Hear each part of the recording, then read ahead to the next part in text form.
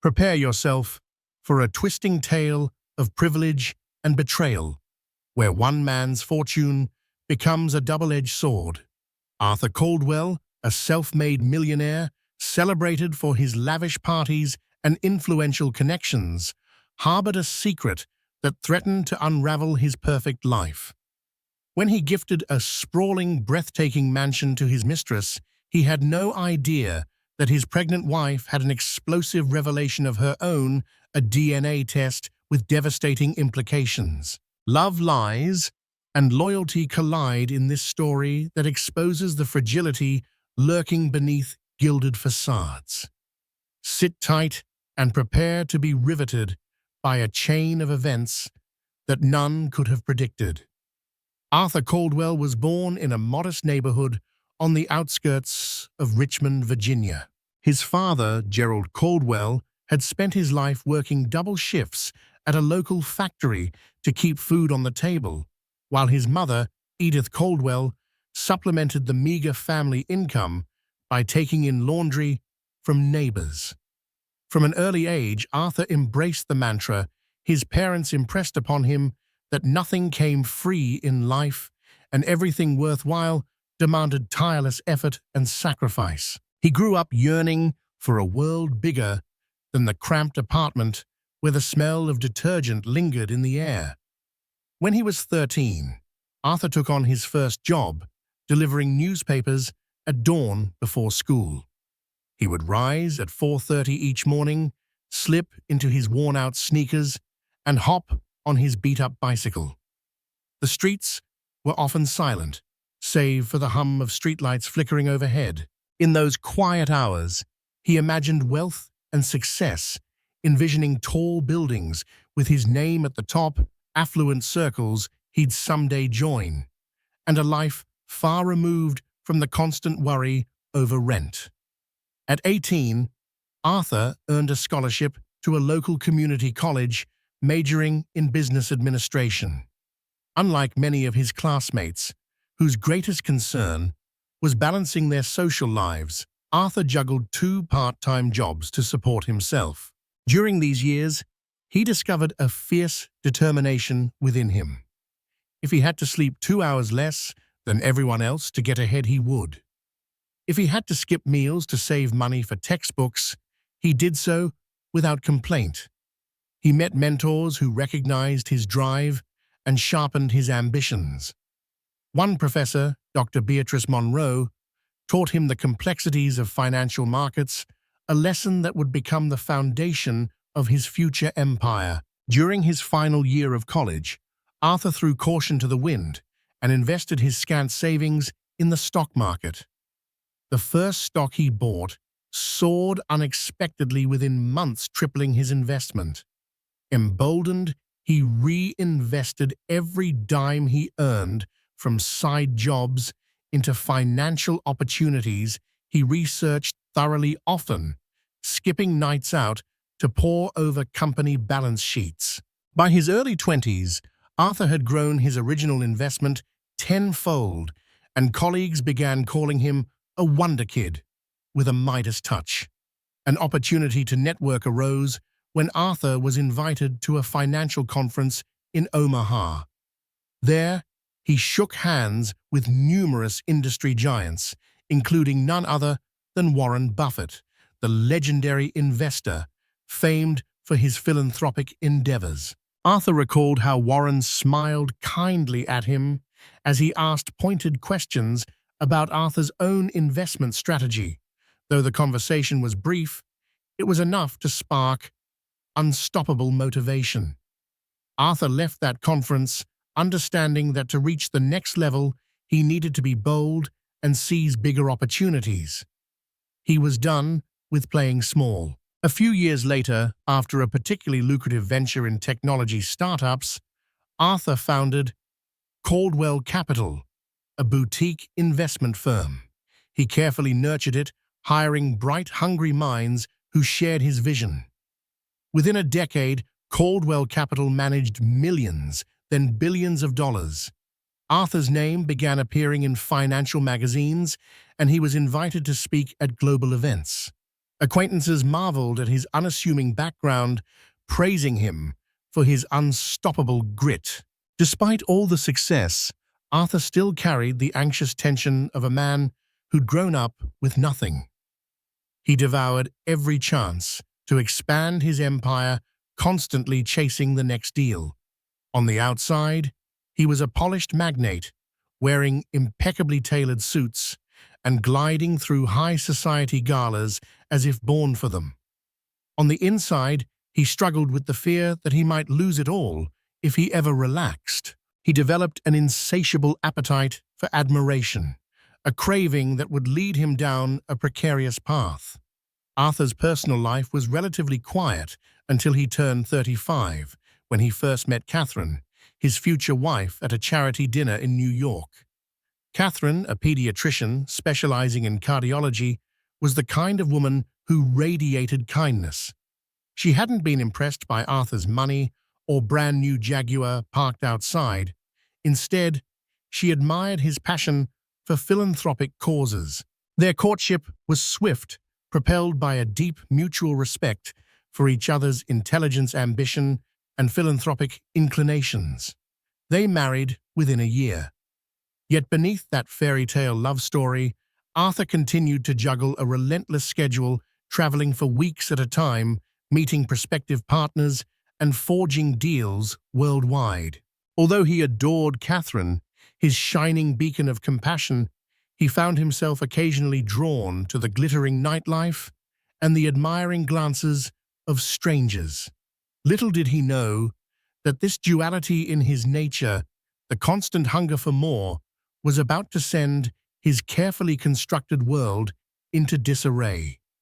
Catherine Caldwell was the epitome of grace under pressure. Born Catherine Lowe to a family of academic high achievers in Boston, she was expected to become a brilliant doctor from the day she announced at 7 that she wanted to heal people's hearts, both literally and metaphorically. She had a soft voice that masked an inner steel. Her patients adored her. Colleagues respected her diligence and tenderness with children. When Catherine met Arthur, she was on the cusp of completing her fellowship and didn't have time for elaborate dating rituals. But Arthur didn't mind. He flew to Boston just to have dinner with her in the hospital cafeteria. He sent her supportive texts during overnight shifts. He listened to her talk about the heartbreak of children with congenital heart defects and how healthcare inequities troubled her deeply. Arthur's empathy and, yes, his philanthropic generosity drew her to him. Their wedding was small and heartfelt, held in Catherine's parents' backyard, with only close friends and relatives in attendance. Instead of an extravagant honeymoon, the couple spent a week volunteering at a rural medical camp in Guatemala, merging their passions for service. For a while, it seemed like they had the perfect balance. Catherine grounded him, reminded him that the wealth he accumulated could do tremendous good in the world. Arthur gave her the support and resources to expand her philanthropic reach. But as Arthur's financial empire grew, so did the demands on his time. Caldwell Capital soon ballooned into a behemoth, and its founder spent increasing hours on private jets, forging deals across 3 continents. Catherine noticed her husband returning from trips with a certain aloofness, a new tension in his jaw. She chalked it up to stress. After all, that level of responsibility would strain anyone. She tried to be the supportive wife, often working overnight shifts at the hospital so she wouldn't distract him from critical business negotiations. Nevertheless, Catherine began seeing little signs that unsettled her. A new cologne she didn't recognize lingered on his suit jacket. Cryptic text messages lit up his phone late at night. Arthur, once so keen to share every thought with her, started clamming up about where his business trips took him. Catherine dismissed each suspicion as paranoia. She loved him and he loved her.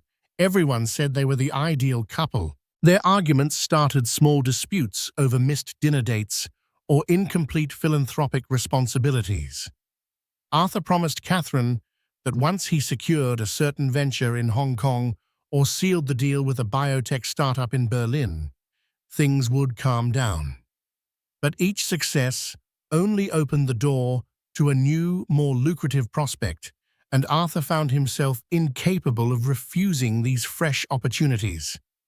Catherine's patience frayed at the edges. She was often left alone in their massive estate, ironically decorated to exude warmth and homeliness. Catherine wasn't naive. She understood that money brought temptation. She had grown up around affluent families, seeing how easily some men and women strayed under the weight of wealth, fame, and the perpetual excitement it offered. But somehow, she believed Arthur was different, grounded by his humble origins, his devotion to philanthropic causes, and his vow to her. Then, one day, Catherine learned she was pregnant. She was a doctor, well-versed in how the body feels when shifts occur, but she took 3 over-the-counter tests to confirm. Elation rushed through her. She immediately pictured a life filled with laughter, the pitter-patter of tiny feet, and the merging of her 2 great loves, family and healing. She couldn't wait to tell Arthur. She timed the announcement for his return from a trip to Europe, but as soon as he set foot in the house, she sensed an odd detachment in him. He spent the first hour talking on his phone, locked in his study, then emerged with a forced smile. When Catherine finally told him, Arthur's reaction was subdued. He assured her he was delighted, but Catherine caught a flicker of apprehension in his eyes that contradicted his words. That night, she confronted him with her suspicions, carefully asking if everything was okay, if maybe he felt unprepared for fatherhood. Arthur dodged her probing, attributing his behavior to jet lag and a tough negotiation in London. But Catherine's intuition told her there was more. The next morning, her phone buzzed with an unexpected message from a close friend, Evelyn Johnson, who was also part of the philanthropic circuit. The text read, "Need to talk about Arthur urgent." With a quick goodbye to Arthur, who was already heading out for another meeting, Catherine rushed to meet Evelyn for coffee. There, in hushed tones, Evelyn shared troubling rumors circulating the socialite circles. Arthur had been seen in the company of a stunning brunette at a private casino event in Monaco. Not a colleague, not a potential client, but apparently someone far more intimate. Catherine felt her stomach churn. She pressed Evelyn for details, but her friend could only relay second-hand gossip. No hard evidence. Yet the mere suggestion haunted Catherine for the rest of the day. That evening, Catherine confronted Arthur in tears. He'd just returned from his office, tension radiating from his posture. She demanded to know if there was someone else, if these rumors had any merit. Arthur, exasperated, denied everything. He insisted it was all baseless talk from jealous competitors. To quell her fears, he promised to reduce his travel schedule once a major deal closed. They ended the night in a strained embrace, with Catherine clinging to the hope that she was simply allowing rumor and her own loneliness to cloud her judgment. What Catherine didn't realize was that behind the polished veneer, there were cracks wide enough for secrets to slip through. And the biggest secret was already unraveling in the form of a certain woman who would soon rattle Catherine's world to its core. Linda Rivera was a name whispered in exclusive VIP lounges and 5-star hotel bars. Born in Barcelona, she had moved to the United States in her early 20s, determined to reinvent herself. She had a face that could hold conversations, piercing green eyes, high cheekbones, and an air of sultry confidence. While she lacked the generational wealth of the socialites she mingled with, she compensated with sharp wit, resourcefulness, and an uncanny ability to get what she wanted from powerful men. Linda worked as a consultant for a luxury event planning company in Miami, where she curated gala dinners, high-stakes poker nights, and lavish yacht parties. It was at one such event, an exclusive Monte Carlo-themed soiree held at a private estate in the Hamptons, where she first crossed paths with Arthur Caldwell. He was immediately drawn to her, not just for her beauty, but also the easy way she navigated high society without seeming overawed by it. Linda recognized his name from the financial pages, and her instincts told her he was someone who could open doors for her. That night, they fell into a playful banter over the planning details of the party. Arthur teased her about the extravagant decor, while Linda chided him for sneaking away from the high-roller blackjack table to discuss horticultural choices with her. They exchanged flirtatious smiles, each aware of the dangerous magnetism sparking between them. By the end of the event, Linda had Arthur's personal number, and they began texting under the guise of future collaborations. In the following weeks, Arthur, despite his vow to reassure Catherine of his loyalty, found himself pulled further into Linda's orbit. Her messages arrived at odd hours. Thinking of a winter-themed gala, your thoughts, or we should meet to finalize details for your upcoming fundraiser. These professional pretenses quickly morphed into midnight rendezvous at quiet lounges, secret dinner reservations at upscale restaurants under assumed names, and eventually passionate trysts in exclusive hotel suites. Arthur was enchanted by Linda's allure and her complete lack of moral hesitation in pursuing him.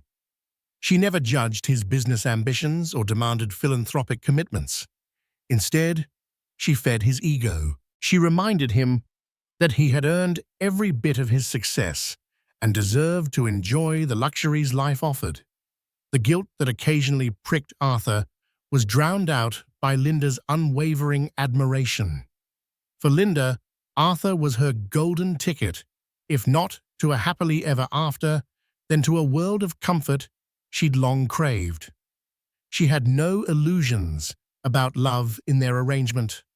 She had learned early on that a woman in her position rarely secured lasting devotion from men like Arthur Caldwell. But she was determined to leverage his resources, status, and connections as far as she could, collecting opulent gifts, forging new alliances in his orbit, and elevating her social standing.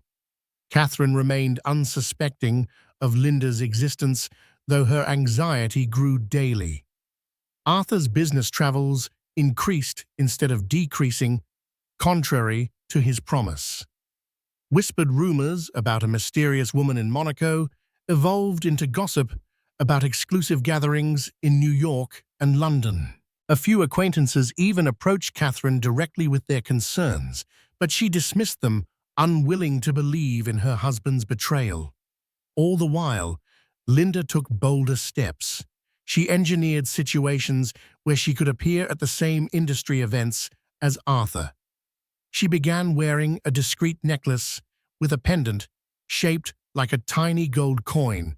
Arthur had gifted it to her as a playful nod to his finance roots. She posted cryptic social media photos, hinting at luxurious destinations, the corners of lavish hotel rooms, or glasses of the rarest champagne. Each post was carefully curated to taunt and intrigue. Eventually, Linda grew confident enough to ask Arthur for something bigger, something permanent, that would cement her status. She wanted real estate, a mansion to be exact. She had identified a sprawling property on the outskirts of Palm Beach, an architectural marvel with glistening marble floors, manicured gardens, and a private beach that led to turquoise waters. Arthur, intoxicated by her charm and anxious to keep her content, pulled strings to purchase the property. The transaction was hidden under the name of a shell corporation, ironically named AARC Holdings, which was easy enough for a master financier to conceal. When Linda stepped foot onto the mansion's wraparound terrace for the first time, her eyes glowed with triumph. Here she thought was her kingdom, a place where she could host her own glamorous parties, and maybe even re-envision her future beyond endless event planning. Arthur visited her there sporadically, each time feeling a mixture of pride and guilt. He found himself promising her the world, momentarily forgetting Catherine, who waited for him in their New York townhouse with a child growing inside her. Arthur's duplicity escalated. If Catherine called while he was at Linda's mansion, he would lie about being locked in a meeting. He kept separate phones, one for business, one for personal, and one for Linda. He rationalized to himself that his marriage could still remain intact if Catherine never found out. He convinced himself it was possible to manage both relationships. After all, he was Arthur Caldwell, the man who excelled at juggling countless business ventures. Why not relationships too? But secrets have a way of festering, and Linda's demands grew as her presence in Arthur's life solidified. She wanted more time, more involvement in his affairs, a formal introduction to certain high-net-worth friends. She dropped hints about traveling together, about needing him at her side when she inaugurated her mansion with an extravagant housewarming gala. Arthur, caught between the thrill of her attention and the realization that he was hurtling toward a catastrophic reveal, tried to placate her with promises and checks. He didn't yet realize that the real storm was brewing at home, where Catherine was about to drop a revelation that would make all his lavish gifts and clandestine escapades pale in comparison. News of a massive property purchase in Palm Beach under ARC Holdings piqued the interest of a junior journalist at a local paper. The journalist, Mark Coleman, specialized in real estate acquisitions and wrote a small column titled "New Houses, New Stories." He noticed that RC Holdings had been quietly buying luxurious properties over the past year, and his instincts told him there might be a bigger story behind this shell corporation. Digging a bit deeper, Mark traced some of the corporate paperwork to offices in New York, addresses linked to Caldwell Capital. Though not definitive proof, it was enough for Mark to suspect that Arthur Caldwell might be behind ARC Holdings. He pitched a piece to his editor: could billionaire Arthur Caldwell be snatching up prime Palm Beach real estate under pseudonym corporations? His editor, seeing a potential headline grabber, gave him the go-ahead. Around the same time, Catherine was busy at the hospital, finishing up her final weeks before maternity leave. She was in her second trimester, radiant, yet increasingly aware of Arthur's emotional distance. One afternoon, she sat at a nurse's station, leafing through magazines, searching for ways to distract herself between patient rounds. There, in a local Florida real estate magazine, she stumbled upon a photo of a magnificent Palm Beach mansion. The article praised the property newly sold to an unknown entity. Catherine felt a pang of longing. She and Arthur once dreamed of a vacation home, but he had never mentioned making a purchase. That evening, a wave of suspicion washed over her. While her pregnancy hormones had been fueling her anxieties, something about the hush-hush sale triggered her internal alarm. She considered how Arthur for weeks had been making quick trips to Florida for meetings. Suddenly, it felt glaringly obvious. Recalling her friend Evelyn's warnings about a mistress, Catherine's heart pounded. The pieces began aligning in a pattern too coherent to ignore. She confronted Arthur that night after he returned from yet another hastily arranged trip. She demanded to know if he'd bought a property in Palm Beach. Arthur, taken aback, stumbled through an explanation that Caldwell Capital had been exploring real estate investments for wealthy international clients. Sensing her unrelenting gaze, he rationalized further that any acquisitions linked to him or his firm were for portfolio diversification. Catherine didn't entirely buy the story, but she let it drop for the moment, exhausted by the emotional toll. Meanwhile, Linda reveled in her new domain. She hosted an exclusive preview party at the mansion, inviting affluent acquaintances from Miami and beyond. Arthur made a discreet appearance, slipping in through a side entrance so as not to attract too much attention. Linda glided around the marble floors in a shimmering gown, introducing Arthur as a close business associate.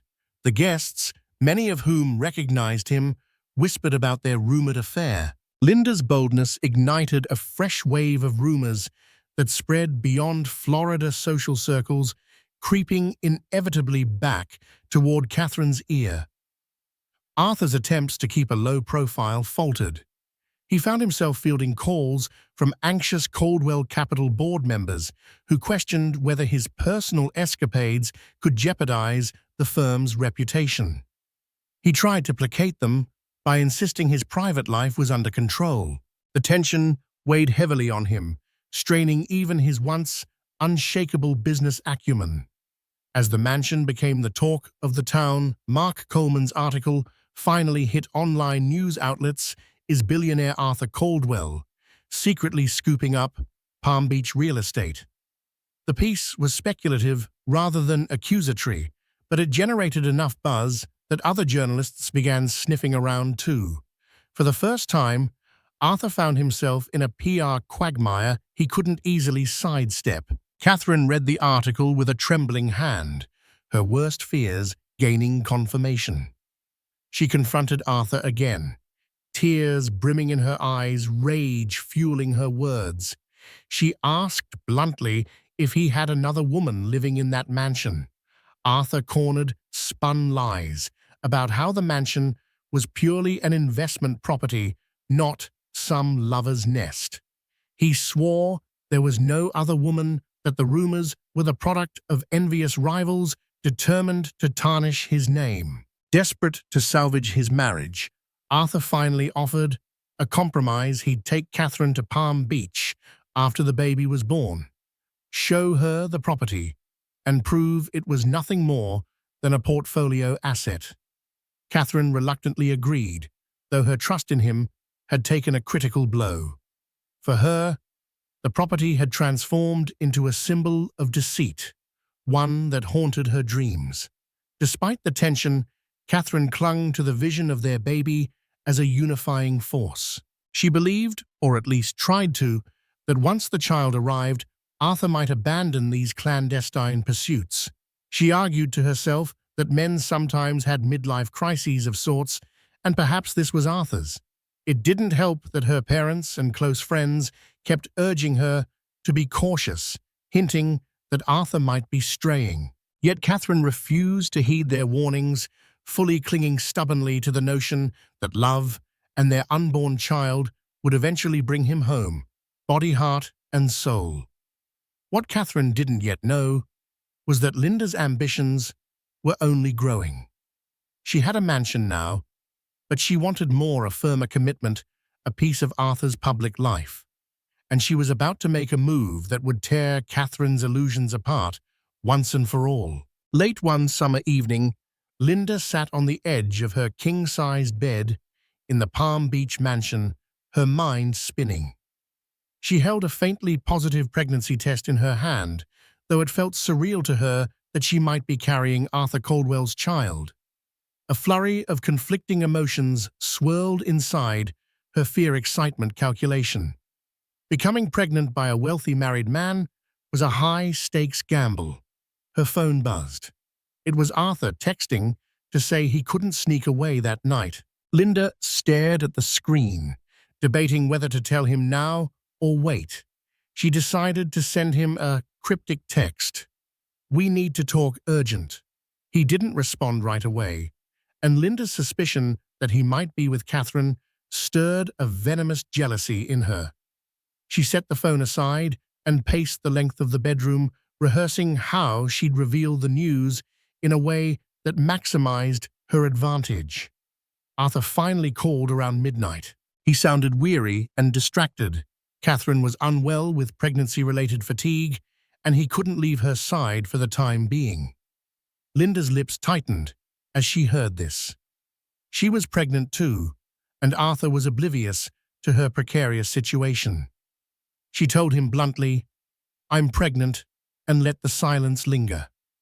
Arthur stammered disbelief and panic colliding in his voice. He asked if she was sure. Linda told him she'd taken multiple tests and planned to see a private doctor in the morning to confirm. Arthur felt the floor drop out from under him.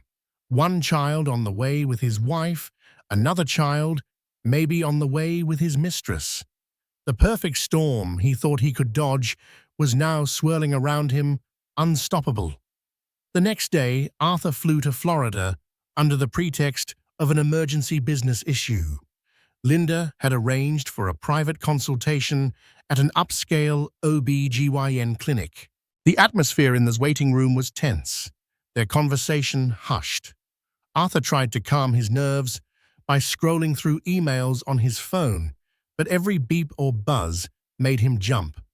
Linda, for once, appeared anxious as well, her usual confident facade cracking under the significance of this situation. An ultrasound confirmed Linda was around 5 weeks pregnant. Arthur's heart pounded as he stared at the black and white image, a swirl of confusion overshadowing any sense of wonder. Linda watched him closely, gauging his reaction. She expected him to be relieved or even happy, but all she saw was dread etched on his face.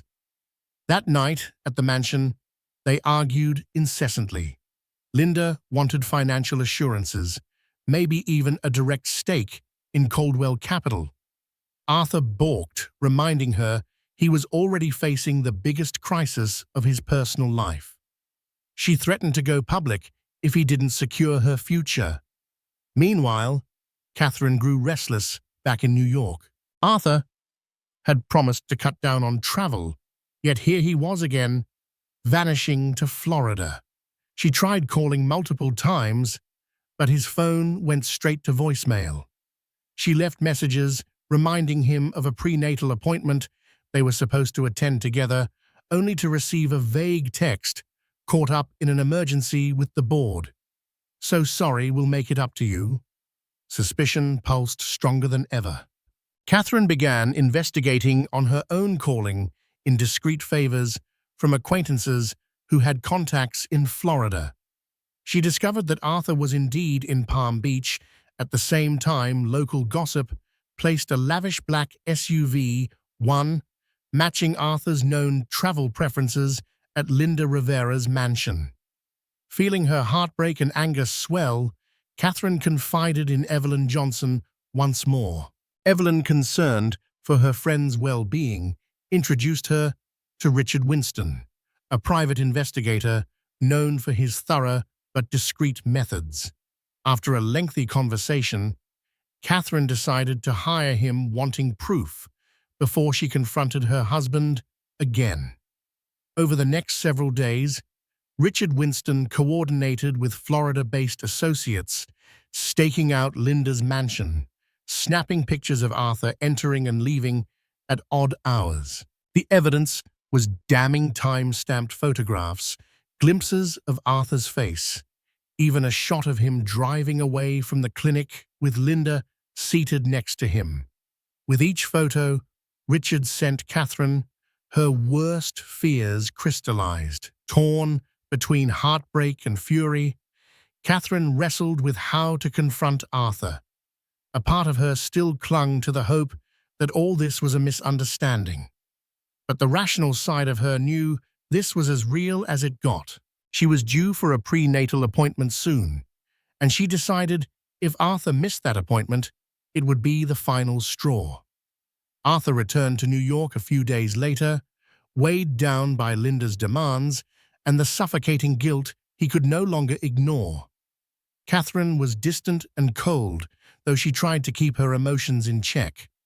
She informed him of her next doctor's visit, urging him to attend. Arthur, embroiled in a separate crisis at Coldwell Capital due to a major investor pulling out, told her he'd do his best to make it. Predictably, the day came, and he was a no-show. That night, Catherine stood at the top of their grand staircase, her pregnancy visible through her loose-fitting dress, and met Arthur's eyes with a steely resolve he had never seen before. She silently handed him an envelope containing the photographs Richard Winston had compiled. Arthur thumbed through them, his face draining of color. Before he could utter an explanation, Catherine declared that she wasn't going to play the fool any longer. If he wanted to continue this charade, it was over between them. If he wanted to salvage their marriage, he had to end things with Linda immediately and come clean about everything. Arthur grasped for words, tears threatening to surface. He stammered apologies, swore it was a mistake, claimed he'd been trying to end it, but feared Linda's manipulative nature. Catherine shook her head, refusing to be placated by vague excuses. Finally, Arthur sank to his knees in front of her head, bowed like a man stripped of all defenses. He clutched her hands, murmuring that he loved her, that he wanted to be a better man for her and their unborn child. In a moment of vulnerability, Catherine took a deep breath, remembering the man she'd fallen in love with years ago, the earnest dreamer who wanted to use his wealth for good. She conceded that for the sake of their child, she would give him one more chance on the condition that he break all ties with Linda, transfer ownership of that mansion to someone else or sell it, and vow never to see her again. Arthur, feeling the magnitude of this lifeline, agreed to every point. He resolved to do it the next day, not realizing that fate had other more dramatic plans in store. The following morning, Arthur rose early and made phone calls to his legal team. He intended to start the process of disentangling himself from Archie Holdings, transferring or selling the Palm Beach mansion, and severing any business or personal ties that bound him to Linda Rivera. His attorneys, startled by the abrupt instructions, scrambled to draft the necessary paperwork. Meanwhile, Linda was in an entirely different headspace. Having argued with Arthur the night before, she decided to take matters into her own hands. She was fed up with Arthur's wavering and wanted leverage to ensure her future. She contacted a private lab that specialized in discreet paternity testing. All she needed was a sample from Arthur, and ironically, Arthur had left behind a few personal items in her mansion that might provide exactly that. She had her staff gather a toothbrush he had once used along with a shirt that he'd worn. Then, Linda sealed these items and sent them overnight to the lab. She intended to confirm that the baby she carried was indeed fathered by Arthur Caldwell, a trump card she could brandish if he tried to abandon her. However, the universe had a twist in store. That same day, Catherine went to her regular prenatal checkup. Because of concerns about certain genetic markers, her obstetrician recommended advanced screening. Catherine agreed, providing blood samples. While the primary intent was to monitor the baby's health, the test also yielded a partial DNA profile that, when combined with paternal genetic material, could confirm paternity. Catherine, driven by heartbreak and suspicion, decided to do something drastic. She asked her private investigator if it was possible to obtain any item of Arthur's that Linda might have. She wanted to compare the baby's genetic material with Arthur's using the same advanced screening method, ensuring there were no more secrets.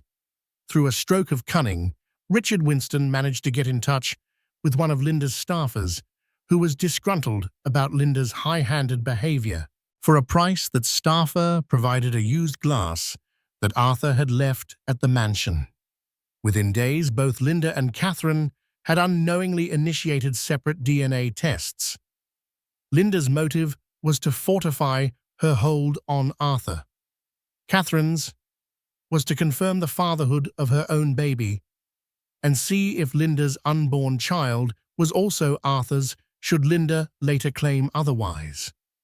During this tense period, Arthur tried repeatedly to contact Linda to end their relationship.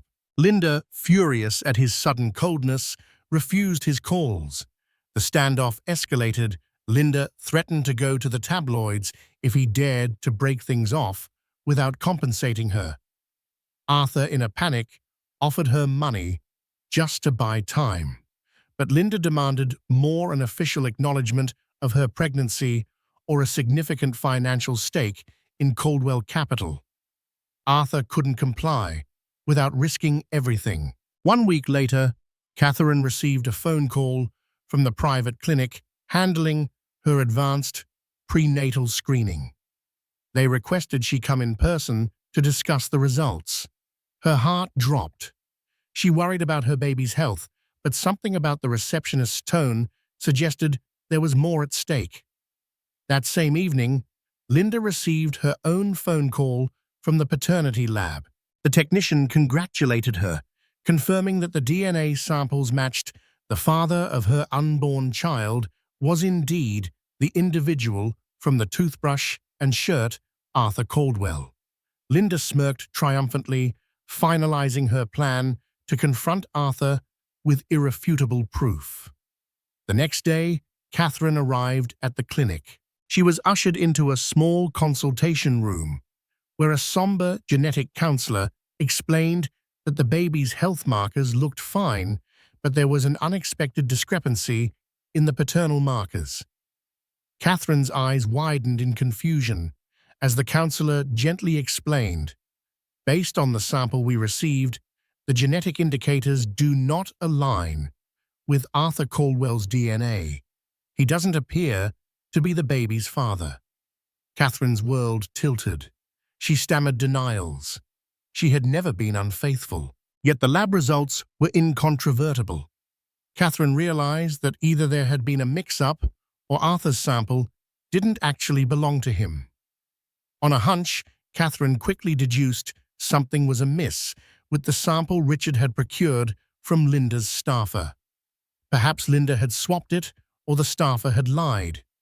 Either way, the test indicated that Catherine's unborn child was not Arthur's, setting off an avalanche of confusion and heartbreak. Stunned and distraught, Catherine returned home to find Arthur pacing the living room, a letter in his hand.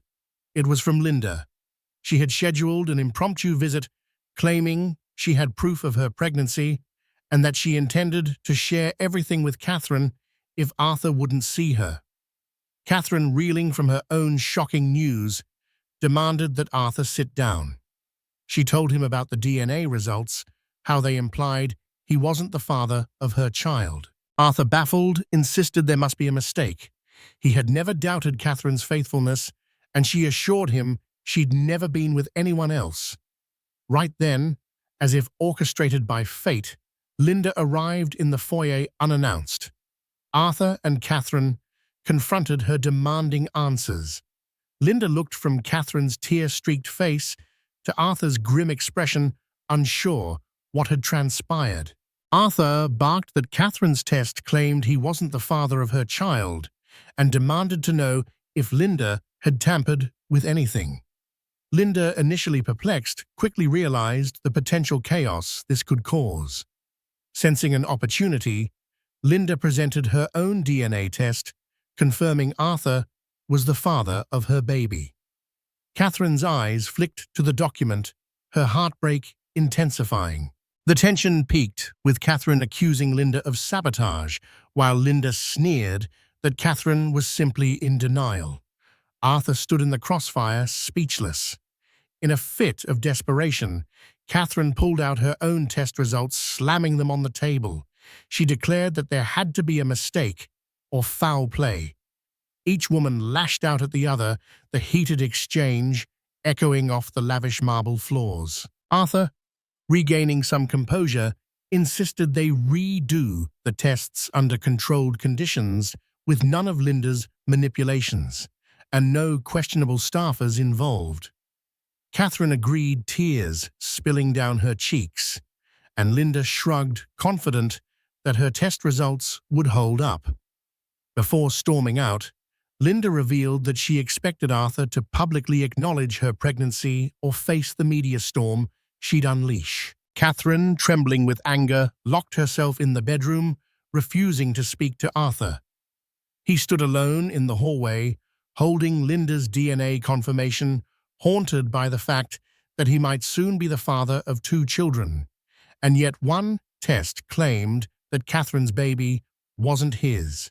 Little did any of them realize that the final showdown was still to come, and it would deliver a twist that would shatter every notion they held about loyalty, truth, and family.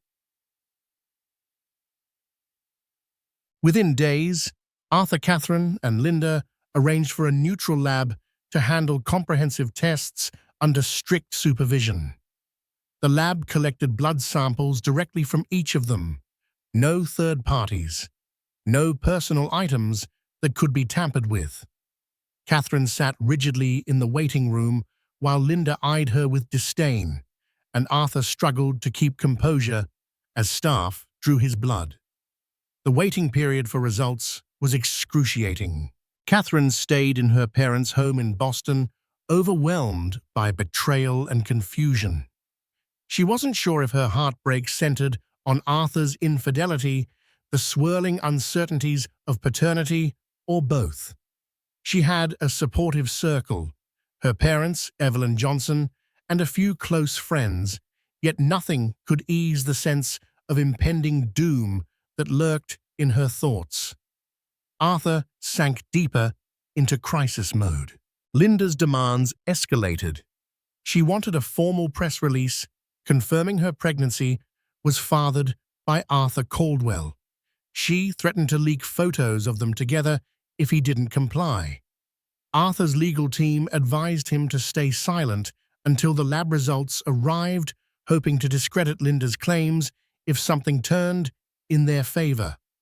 But Linda's confidence didn't waver. As the public eye inched closer to the scandal, thanks to Mark Coleman's persistent reporting, Arthur tried to contain the damage. Caldwell Capital shareholders grew uneasy, worrying about brand image. Some threatened to withdraw their investments if the situation spiraled further. Arthur scrambled to reassure them that everything would be handled quietly, that personal matters would not undermine the company. Finally, the test results came in. Arthur's attorney received a sealed envelope from the neutral lab. With Catherine by his side, her parents in the background, he opened it, his hands shaking. The document listed 2 sets of results, one for Catherine's baby and one for Linda's. Catherine's baby, 19.9%. Probability of paternity, Arthur Caldwell. Linda's baby, 0%. Probability of paternity, Arthur Caldwell. A stunned silence filled the room. Arthur read it twice, thrice, as if the letters might rearrange themselves. Catherine snatched the paper, scanning the lines with disbelieving eyes. The baby she carried was indeed Arthur's child, contrary to the earlier tampered test. But Linda's supposed unborn child by Arthur was categorically not his. At first, it made no sense. Linda had shown her own documents confirming Arthur was the father, but apparently Linda had stolen Arthur's items and perhaps combined them with another man's sample that had enough partial markers to mislead the less rigorous lab into concluding Arthur was the father. Or possibly, she bribed someone to manipulate the results. In any case, the neutral test was conclusive. Linda's child had no genetic link to Arthur. Catherine's relief fought with lingering resentment. Yes, Arthur was indeed the father of her child, but the betrayal of his affair remained. She felt vindicated by the test, furious at Linda's malicious games, and drained by the never-ending drama. Arthur, meanwhile, felt a bizarre mixture of relief and anger. He'd been manipulated into believing Linda's child was his, risking his marriage and the stability of his entire life. Over at the Palm Beach mansion, Linda was blindsided. She received the same official notice from the lab and immediately called Arthur, demanding an explanation. Arthur, fueled by rage, unleashed a torrent of accusations, calling her a fraud and a manipulator. He threatened legal action if she tried to extort him any further. Linda's composure cracked. She insisted her initial test had been accurate, but lacking credible evidence, she had no leg to stand on. Enraged at being cornered, Linda tried one last gambit. She leaked photos of her and Arthur to a local tabloid, claiming she was still pregnant with his child. Lab results be damned. The images splashed across gossip websites, accompanied by sensational headlines about the pregnant mistress in Palm Beach. Yet the media's fervor soon gave way to skepticism once they heard about the contradictory paternity test from a reputable lab. The story now labeled Linda as a potential con artist. Arthur's PR team seized the opportunity to pivot the narrative. They confirmed that Arthur and Catherine were expecting a child, acknowledged rumors of an affair without providing salacious details, and painted Linda as a manipulative figure. While the scandal hurt Arthur's squeaky clean philanthropic image, many in the business world admired how swiftly he isolated the threat and reaffirmed his commitment to his marriage. This didn't mean Catherine and Arthur's relationship automatically healed.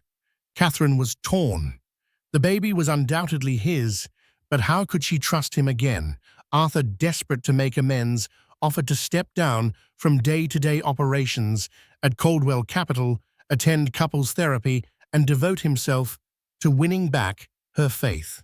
For Catherine, it wasn't just about the affair. She also worried about how Arthur's insatiable appetite for more money, recognition, admiration might resurface down the line.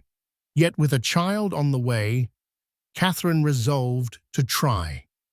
She set firm boundaries, insisting Arthur be transparent about his whereabouts, who he met, and the steps he took to protect their family's privacy. They began therapy sessions with a renowned counselor who specialized in high-profile marriages. Little by little, they picked through the wreckage of lies, sorting what could be salvaged from what was irreparably destroyed.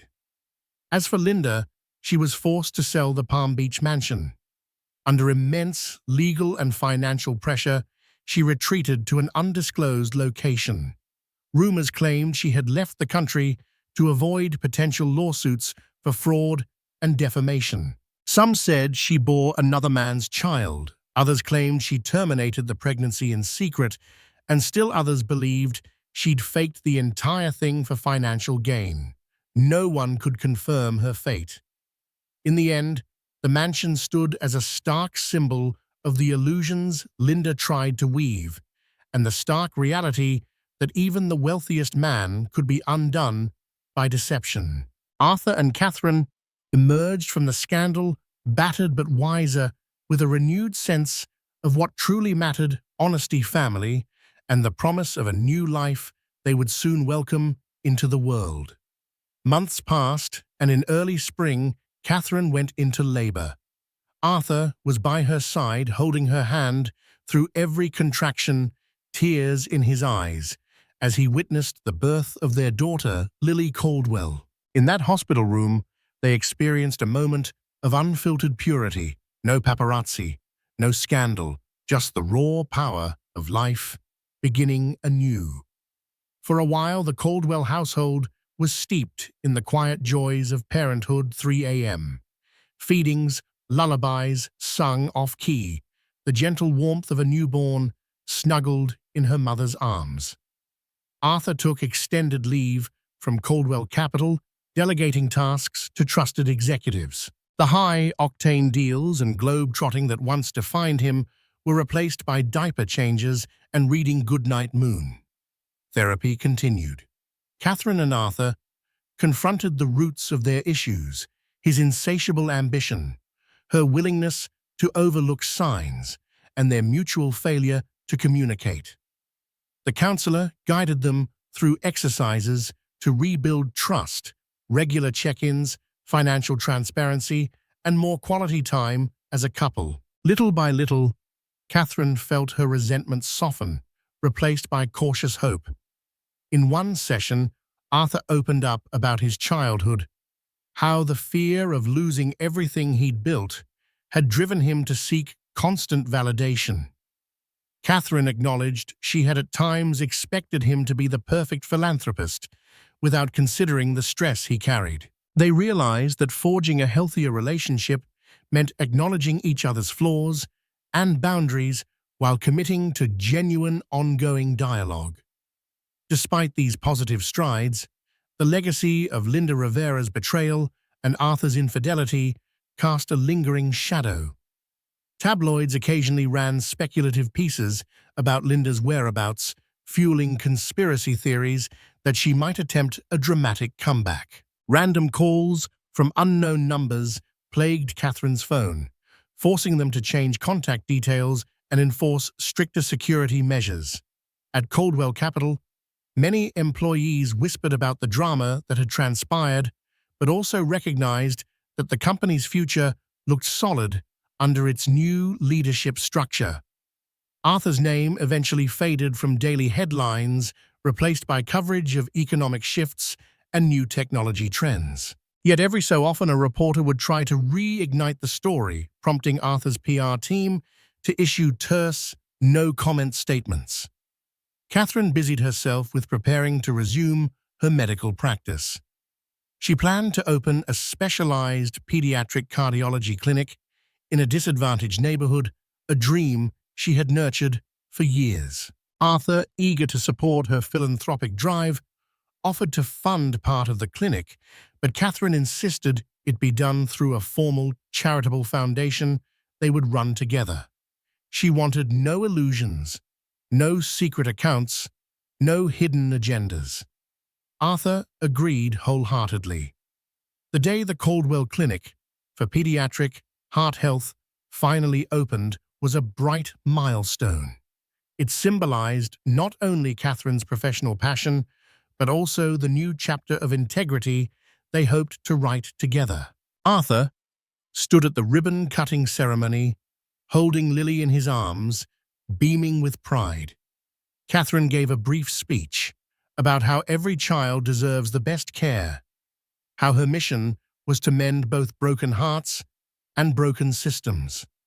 She thanked her parents, her friends, the philanthropic community, and lastly she thanked Arthur for standing by her and their daughter through turbulent times. After the applause faded, and as staff and volunteers hustled to set up for the clinic's first day, Catherine and Arthur exchanged a quiet, meaningful glance. They both understood that while the healing had begun, the journey was ongoing. Their marriage remained fragile, and in many ways they were starting from scratch, but they had found a sense of purpose beyond wealth, a motivation anchored in responsibility and love. As they left the ceremony, a ray of sunlight broke through the clouds, illuminating them briefly in warmth. For Catherine, it felt like a sign, an acknowledgement, that while the storms of betrayal, deception, and scandal had battered them, they still stood.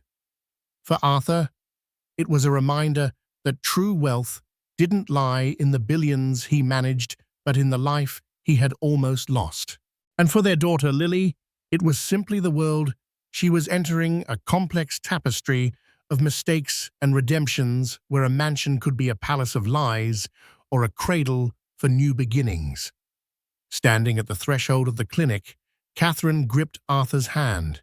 They stepped forward, united in a fragile yet hopeful promise to be each other's anchor, to put family above deceit, and to forge a path where truth and love might finally eclipse the shadows of the past. In the end, Arthur Coldwell learned that no amount of money power or social standing can shield you from the fallout of broken trust. His mansion, once a symbol of wealth, became a painful emblem of betrayal. Yet beneath the ruins of lies, he found redemption in the unwavering love of Catherine and the new life they created together. Their journey showed that healing is possible, but demands unwavering honesty, self-reflection, and a willingness to rebuild from the ground up. Thank you for following this dramatic story of deception, heartbreak, and hard-won redemption.